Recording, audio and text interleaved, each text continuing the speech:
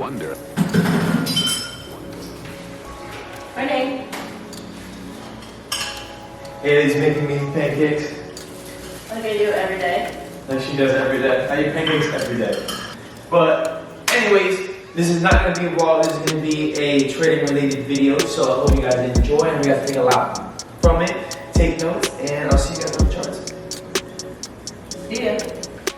Alright, so slow morning today, right? I'm just gonna give a brief overview of the week, okay? So we have Monday, a new week with no news, so I expected a slower day. If I did take a trade, it was gonna be lower risk, and that's just something I came to learn over the coming, that's like a month and a half of us trading futures.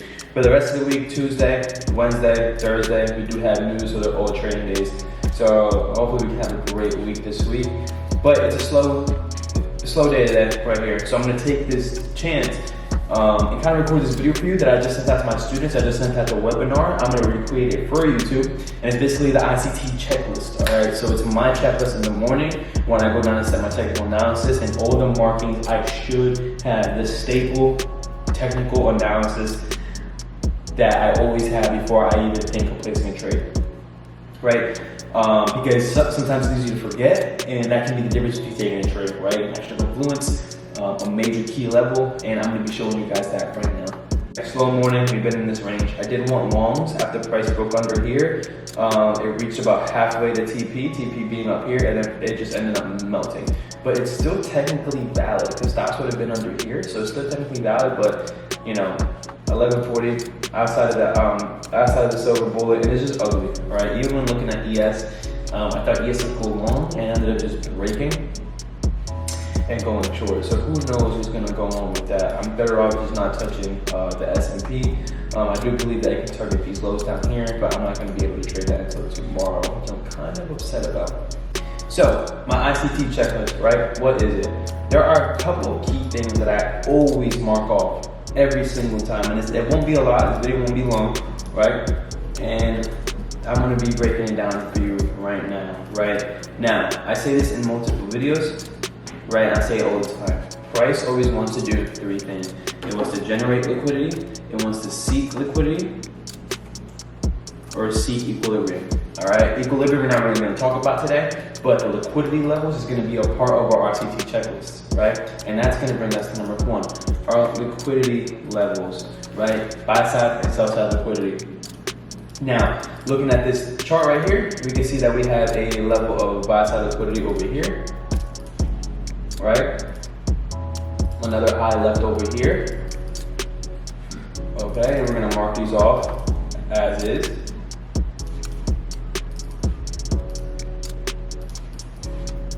Do we have any levels of sell side liquidity? Yes, we do. We have a level of sell side liquidity all the way down here.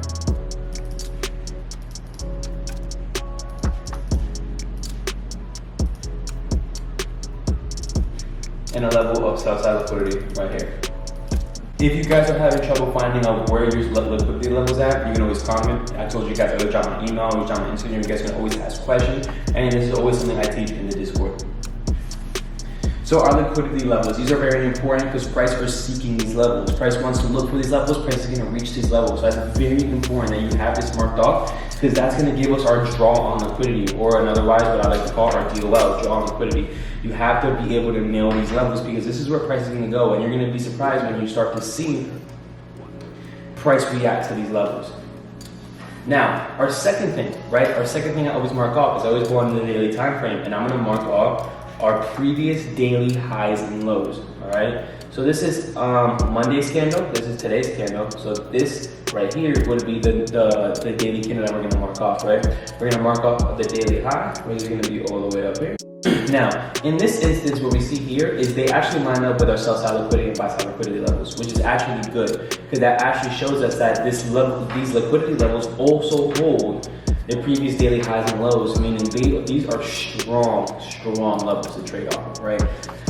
It's not always gonna be like this, all right? It can always be something like this, okay? Something like that. But in this instance, it just so happened to be overlapped, and that's what we're gonna go with, right? If anything, that's just strengthens my liquidity levels, right? Now, the third thing that we're gonna mark off on this checklist, right, is your previous session highs and lows. Now, there is a New York model I teach, and there's a London model I teach. In the London model, when you're going into the London Open, you guys want to get a hold of that Asia range right there, the highs and the lows, right? I trade New York, so what I like to do is I go to the lowest time frame, the 5 minute, and I like to get a hold of the London range, right? The pre-London range, because these highs and lows are going to have, these highs and lows are going to have right here, this is a high and this is the low. I just mark it off as text, so you can create a line. These are going to hold a bunch of liquidity as well, right? So what we're doing right now is marking off all these levels of liquidity where price can react to. So if you see here, now we have our London levels right here. Now we have our London levels right here.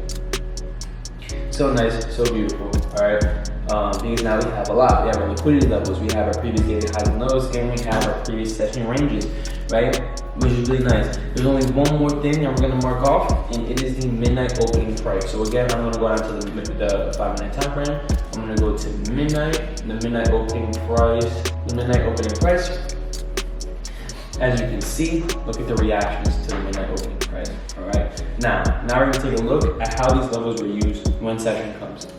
Now, when you have all these things, right, now you start to look for the key components on how to, the entering the trades, right? So your breaker blocks, your order blocks, and your fair value gaps. I personally only use order blocks and fair value gaps. So we're gonna mark off fair value gaps here. We have a fair value gap right here, which we're gonna mark off with a different box.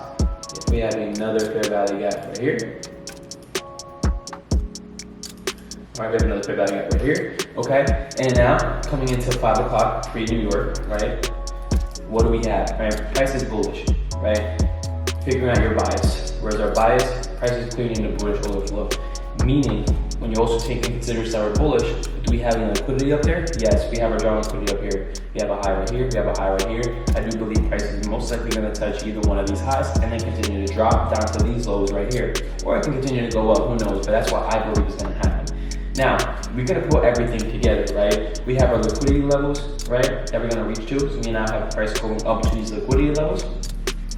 We have our midnight open and London open settling around these fair value gaps right here, all right? So my guess is we're gonna use either or, right? We're gonna use either levels to then continue to go long right here, all right? So you're gonna see here that price already at 345 in the London session is already rejecting the midnight opening price, already rejecting this fair value gap, right?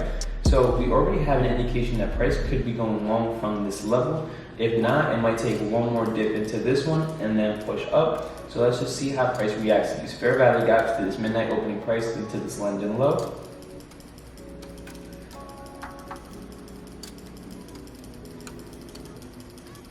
And price is going.